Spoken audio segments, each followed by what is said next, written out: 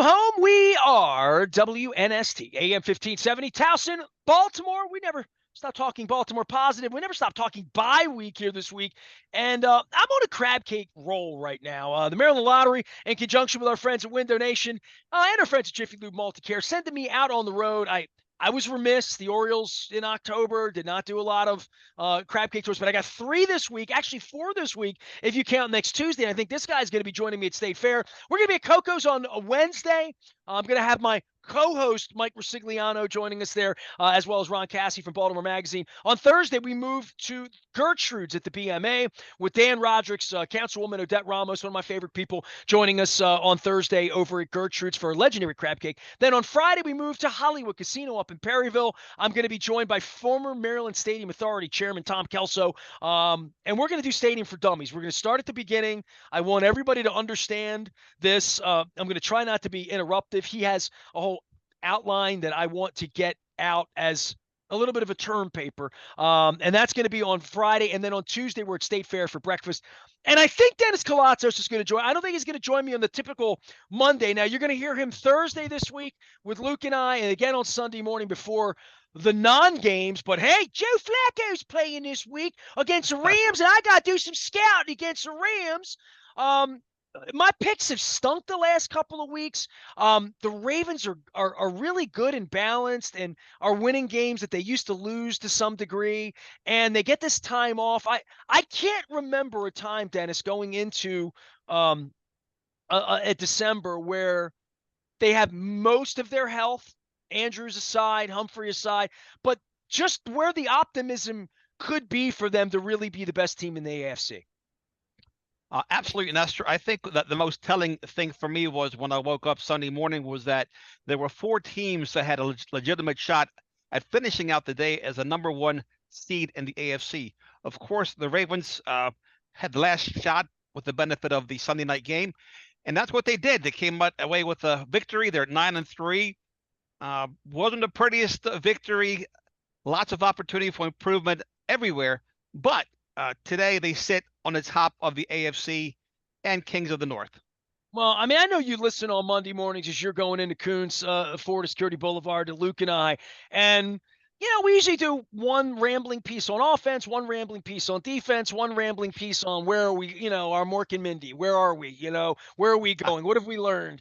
I guess at the bye at 9-3 and seeing where Cincinnati is, where Pittsburgh is, where Cleveland is, and then seeing where Buffalo is and where the Chargers, these teams that were supposed to be good, along with the Bengals losing their quarterback, what Miami represents, Houston and Jacksonville, what they represent, and then Kansas City. And I'm wearing my red Coons 4 today, not for Kansas City. But certainly that will – but all of that being said, if they can navigate these next few weeks – and I don't think they're going to run the table. I mean, they got tough games. Jacksonville on the road's tough. I think Christmas night out in Santa Clara is going to be difficult for them. I don't think Miami's a cake. I don't think LA's easy, the Rams coming in here. We'll see them play Flacco this week. But from where they are from a prosperity standpoint, from having their quarterback not only be upright, but making good decisions with his body, not getting his head taken off, not having that instinctive thing. They've managed to pull out the stinger in the bee of, I'm going to run, I'm going to run, I'm going to run, I'm going to run. Lamar doesn't behave in that way, doesn't act in that way anymore. It feels like it's a last resort thing. And he did run a little bit in the fourth quarter.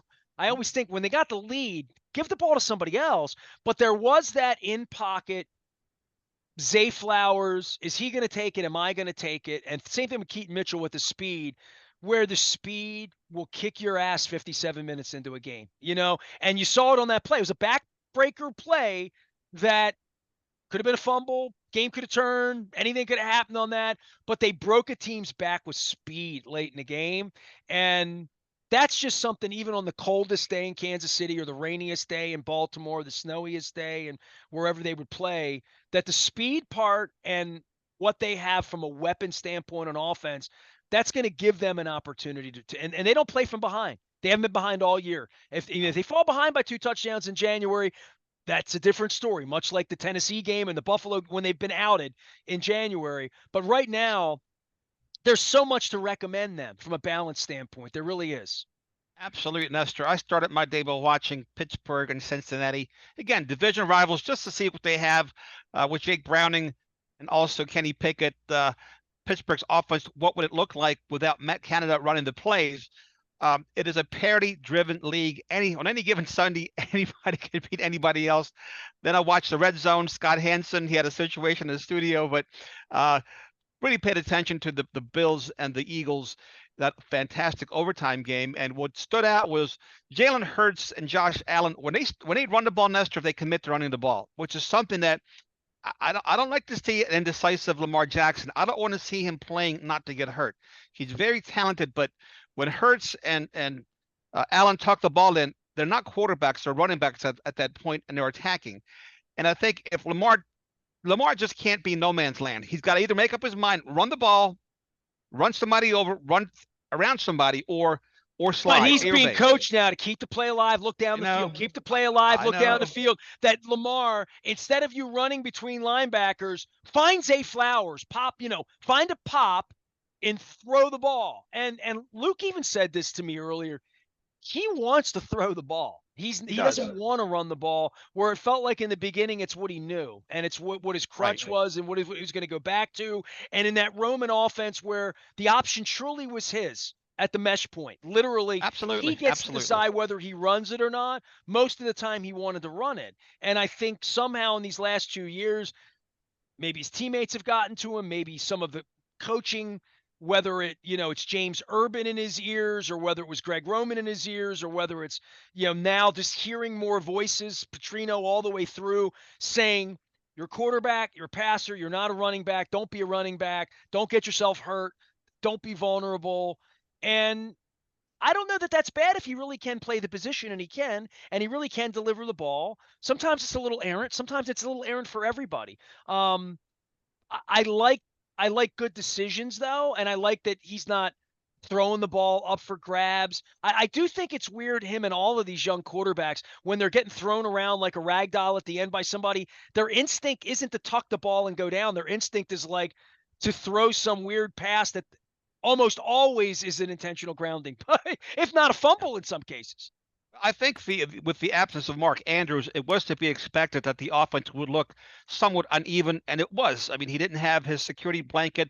I'm sure that Andrews, more often than not, was his first look. So with Andrews not being there, we expected an uneven performance. But those calls by John Harbaugh, the non-challenges and the challenge and game management, that left a lot to be desired. And it shouldn't be this way with him being a longtime head coach of this franchise. Yeah, he's taking on some heat here. Obviously, I think he's a man with zero integrity, and I'll sing that. He's earned that from me after 18 years and having a press conference with 3 reporters there in LA and me not being one of them. So he's a man without integrity. His brother is a cheater. And but all that being said, they're 9-3. He gets a team ready to play. He, 100%. All of the above, checks all those boxes. But man, in the games, over the course of the balance of he's not a great tactician, seeing the game well, hearing the game well. He's such a hyperly weird, paranoid, and did you see the call sheet he had over his mouth a couple of times? I don't know if he's talking to DaCosta on camera. I'm thinking, you're communicating with the general manager in the fourth quarter of a game on the field. It's just, Dennis, I don't know what it is, and they've taken away my license to ask questions. So I'm going to be asking questions about the $400 million they're trying to siphon off of Angelos' deal. I'll be answering that. Believe me, I'll be on that wall. Watch me. But in the meantime, all of that being said, I can't ask them about any of this. And if Luke asks them, they may throw Luke out at this point because it's who they are. I'm the case study in that after 39 years of doing this. I would just say all of it feels really weird for a 9-3 team. And it feels like McDonald's clearly calling the shots on the defense. On the offensive side, John's never been a guy calling plays or any of that stuff. So he's a special teams coach, and I know he hates that, but he's a special teams coach. He hates to be called that. Oh my God! But he's a special teams coach. He's a CEO coach, head coach, which is fine. But at some point, he has to be during the game, what is your responsibility? You got to be hyper engaged and hyper involved. You have to have the final say. And if you don't have people upstairs that are doing their job who who are miscommunicating to you, you have to replace them at this level. Well, I You was going to can't. say, well, go get Matt Weiss or one of these Oh guys my that likes to God. watch, cheat and do stuff that you used to accuse Belichick of doing, monkeys and trees and whatnot. But having somebody there, I said, look, where's his father? Get somebody he trusts, Somebody, somebody that yeah. when the button hits and says, John, get your flag out, throw it right now, or John, don't throw the flag. But the thing that was crazy about the lateral was it was right in front of him. Every I time know. they kept going to the shot on TV, I'm seeing Harbaugh literally standing Right there. equidistant to the wide receiver, threw the ball backward, and the ball clearly went backward. The angle in real time was the wide receiver looked down the hash and made sure he purposely arced the ball backward. I He mean, did. the running back had to stop and reach back to get It the was a ball. great. It was a great play. No But it question was about it. so awkward because you never see that play. Yeah, it was a great Never call, great see an play. overhanded home run throwback in the middle of a play across the field because you're doing all the things you tell a quarterback not to do. Throw the ball across the field and backward. So now all of a sudden, if the ball hits the ground, it's a fumble. Like it's everything about it's high risk or high reward. But it happened right in front of Harbaugh and he threw the flag like that. That's crazy.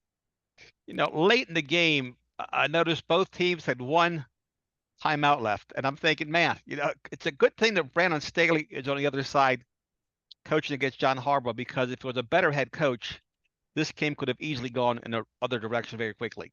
I mean, seriously, the Well, guy. the one play, the Flowers play, if they stop that play, things are different. Tucker misses the kick. I mean, there was a lot of things that happened at the end that my wife woke up. She fell asleep on the game, and she woke up. Said, "What happened?" I said, they won 20-10, and it sounds like, well, that no, man, that game was in the balance. That game Right. was that was a game they squeaked out, and I do wonder when they haven't been behind.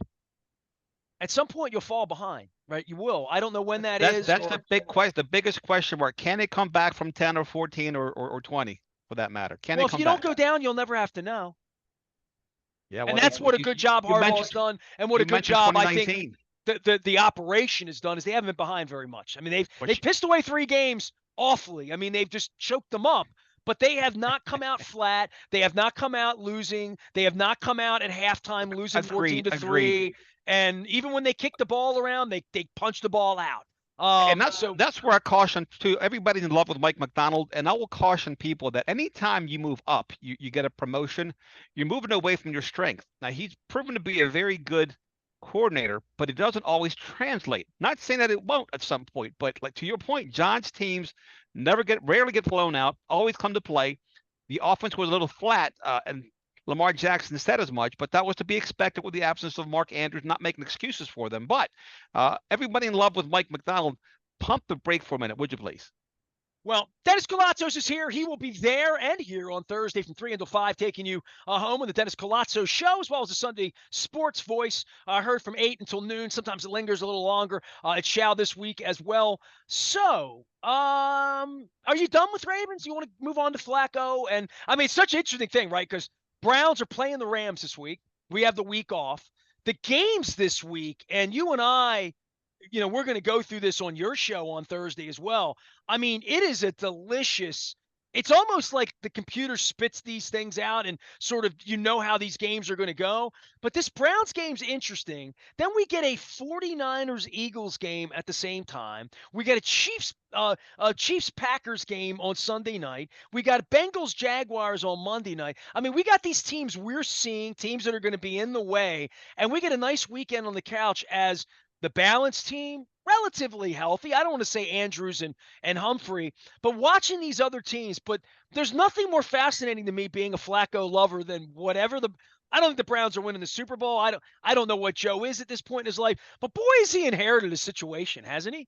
Well, the Browns have a better chance than the Bengals, and this is why. I watched the Browns against the Broncos, and for all that Mike Tomlin said the prior week in regards to the Browns defense makes everybody look bad. No, they didn't make the Broncos offense and Russell Wilson look bad. They scored on them. They ran the ball on them. They smacked them around. Now the Bengals, Jake Browning, he's not the guy. The Steelers handling him with ease, and the Steelers, you can't help but think that Game 17 is going to be a big game between the Ravens and the Steelers. But the Joe Flacco addition to the Browns may change the equation, depending on how much gas Joe Flacco has in his tank. I don't even know what to compare it to, because like the Jets were terrible, right? I mean, and the Broncos were awful when he got there. They had no running game. The defense had fallen apart at that point. Like they had the wrong coach. I mean, like everything was wrong there. Clearly, they fixed things. I mean, Sean Payton's a dude, right? I mean, to go in there, he's a dude. Turn him around. He's turning him around. I mean, I don't know that I really knew that or believe that in all the years in New Orleans with Breeze and whatnot. I mean, Belichick's trying to figure it out without Brady, right? And Harbaugh's now figured it out with a couple different quarterbacks here, and Tomlin's figured it out, with Roethlisberger on one leg for 10 years, and now doesn't really have a good situation there, and they still win. And they don't get style points, though, right? So they rolled off over 400 yards on the Bengals, and the Bengals defense isn't bad. But again, when you don't have a quarterback, though, it's complementary football that deflates your defense, et cetera. So Steelers are very much. But Joe a dark Flacco horse. might be the second best quarterback in the division now. I think he may. Yeah, absolutely. I would take Joe Flacco on one leg than Kenny Pickett on two, for sure. The guy's terrible. Yeah, and the Dorian Thompson, despite what happened to him in the game, No, we saw him. The kid can't win. I mean, he just can't. He doesn't have the arm. He doesn't have the experience. He's a running quarterback still. His go-to is just tuck it in and just take off with the ball. That will only get him so far. But Joe Flacco does have a chance. He does have receivers on that team. And Njoku, he's got Amari Cooper. He does have a decent running game with Ford and Hunt. He does have a offensive line if his tackles can get healthy. So, look, Joe will always be Joe. He'll always be a Raven, and they do have a shot. But you have to think the division is going to come down to the Bengals and the Steelers in Game 17. Quoting Ray Lewis, Joe's going to be Joe. I remember that. Every week.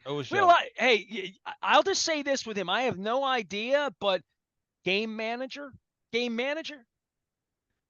Yes. Well, if they don't turn the ball over, that's any team. They have a chance to win. And if you rely on your defense, your running game, which, going back to the Ravens, I always say what Suggs says: pack your defense and your running game when you travel. And the Ravens didn't run enough. Again, the offense again was out of sorts. But look, it's a lot of fun watching the league every Sunday, every Thursday, every Monday. It is a week-to-week league, Nestor, and the bye for the Ravens come at a very good time. We're able to rest, watch some quality games, and enjoy the league for what it is. And the officiating is still a hot mess. It really is. I can't believe people actually bet on these games. It's incredible. Terrible. I mean, and the calls of when it gets to Chargers the first couple minutes of the game, I'm like, you got to be kidding me. I mean, Geno Stone had 2 feet out of bounds when he hit the quarterback. Like, it was insane. Dennis Koulatsos is here. He'll be back on Thursday. So last thing for you, and we'll pick this up on your show because we're going to have a lot of oxygen. You're also going to be with us at State Fair next. Is it going to be shrimp and grits or chicken and waffles? What do you think for breakfast? You don't go there for breakfast much, do you? I do. My go-to is the burrito, the breakfast burrito with the potatoes and the sausage. I've never had that, else. so I'm going to have a bite of yours next week. So it's really, really good. Luke said this, and I thought this to be fascinating. 5 games left, the Ravens might have the toughest schedule in the whole banana left. That if they wind up as a 1 seed, they will have really earned it. You know what I mean? Like, if they're a 1 seed, it's because they beat San Francisco. They went to Jacksonville and won. They held their water against the Rams. They didn't lose to the Steelers. The Dolphins didn't come in here and put a track meet on them on a nice day, New Year's Day, and the weather's nice. Or I don't know what the weather's going to be. Jacksonville, whatever, maybe some rain, whatever. San Francisco will be whatever that is. They have a couple of home games. They have a couple of potential weather issues here. But they have this bye week sitting at them. They have nobody really coming to catch them of any consequence in the division, but they have tough games. They have tough games, and they're going to have to earn this on the way out. And there's no more Gardner Minshew's or Dorian Todd. They're going to see real quarterbacks the rest of the way, and they're going to get tested. And that's probably where you want them to be if you think they're a Super Bowl team anyway. Well, in sharp contrast to that, Nestor, is that the Steelers have the easiest remaining schedule. They have 0 games remaining against opponents with a winning record, and their toughest opponent is going to be the Ravens. That's the only team with the winning record they'll face in the next 5 or 6 weeks. Well, I'll be watching the Browns and the Rams this weekend as well. I'll be watching a lot of football. Dennis will be watching football as well. Had a good time this weekend watching Alabama and Auburn and Ohio State and Michigan. And I did turkey and football all day Thursday. And then I did leftovers on Friday. I even watched the Jets play on Black Friday, for crying out loud. But I am not footballed out, and we shall not be crab caked out either. I'm going to be at Coco's on Wednesday. We'll be at Gertrude's on Thursday. We'll be at Hollywood Casino in Perryville on Friday. And then back at State Fair on Tuesday morning. It's going to be a crab cake week. Going to be some pumpkin pie this week. I'm going to figure out some eggnog at Wise Markets before it's all over with. All are brought to you by our friends at the Maryland Lottery. I'm going to have some fresh peppermint and gingerbread scratch-offs to give away, as well as our friends at Window Nation. Dennis will be back Thursday at 3 o'clock. And, hey, how was Black Friday at Coons Baltimore 4? Was it as zany as I kind of thought it was going to be? Man, it was phenomenal. We had games, prizes, giveaways, saved our customers thousands of dollars. It was very, very festive. Sold close to 100 vehicles over the weekend. Want to thank the community for coming out and supporting us, and look, made a lot of new friends, a lot of happy people for the holiday. Now, you say you sold almost 100 vehicles. That sounds like a lot, but I don't know what like a lot is. You know what I mean? That's a lot. In today's market, it's a lot. It's a really well, hold on. good Let's see. job If by our you did staff. that in a weekend, that would be like if you sold 25 a day for 4 days, that would be 100, and that would be like one an hour. That's a lot of. I mean, that's a lot. well, I've keep been in your dealership. I mean, I always see these commercials where there's balloons and there's a million people in a dealership, Yep. and I'm thinking, dealerships never look that way. Somebody's car's conked out, or they make an appointment and they come in. I don't see. It doesn't look like a food court in a mall. So I'm thinking, you're selling a car an hour. That's a lot of cars, Dennis. Yeah, we're closed on Sundays, Nestor, and because of the Blue County Blue laws, so we actually You sold didn't have 4 those days. cars. That's 3 days. We had 3 days. Yeah, it was Okay. 117 vehicles in 3 More days. than a car an hour. That's what it is. More than a car an hour. There's always something going on here at Coons Baltimore Ford, and it's good business to do business where business is good, just like WNST. Well, I appreciate the local play. Hey, it was Shop Local Saturday around here. You can't get any more Yes. local than WNST. We're doing local Every things day. left. That's every day. Absolutely. We support local businesses, small businesses, family-owned businesses. That's what we do. All right. Well, I'm supporting bye week. I am in full support of bye week here. And the Tommy Conwell get together at the Wrecker on Saturday. That even allows me to have a couple extra beverages and take an Uber home if I want to from Towson. So you're going to hear Tommy Conwell this week. You're going to hear Tom Kelso this week. You're going to hear a great conversation with John Eisenberg that we had last week at Pappas. Also had Steve Pappas on from Pappas. I'll talk about chip and crab cakes. Our friends at Coco's this week. We were at Costas 2 weeks ago. We were at Fadley's. We're going back to Fadley's. So if you're ordering crab cakes, if you're out, take care of all of our sponsors. Try them all. They're all different. They're all delicious. Some places even have delicious cheeseburgers, like our friends at Coco's. And I've ordered they have coconut shrimp there. It's spelled with a K, coconut shrimp, with this raspberry jalapeno sauce, delicious. So I'm going to be eating my face off. I got leftovers around here. Dennis is going to be here on Thursday. Luke is on bye week this week. So leave Luke alone this week. Let him, no baseball news. Leave Luke alone for the winter meetings. I am Nestor. We are WNST, AM 1570, Towson, Baltimore. And we never stop talking Baltimore positive.